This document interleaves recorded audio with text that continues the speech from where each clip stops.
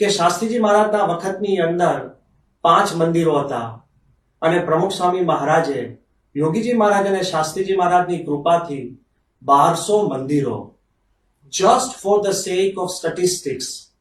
જો આપણે વિચાર કરીએ, આ આંકડાની મહત્તા નથી, પણ આંકડાકીય માહિતીમાં આપણે ઢાળીએ તો 5 અને 1200 તો ઘણીવાર લોકો કહે કે 5 ગણો એટલે means 5% growth, 10% growth, 40% growth, 100% growth.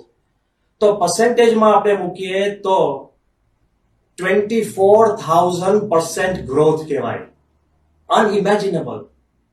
Shastri મહારાજના વખતની અંદર 50 સંતો અને પ્રમુખ સ્વામી મહારાજે 1100 સાધુ સંતો. જો પર્સન્ટેજમાં આપણે જોવા જઈએ તો 2,200% ગ્રોથ કહેવાય.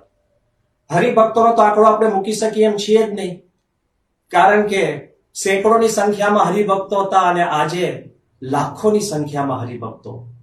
જે અક્ષર પુરુષોત્તમ ઉપાસનાનું જ્ઞાન ખૂણ્યું જ્ઞાન કહેવાતું હતું, એ પ્રમુખ સ્વામી મહારાજે વિશ્વ કક્ષાએ he put it on the global platform.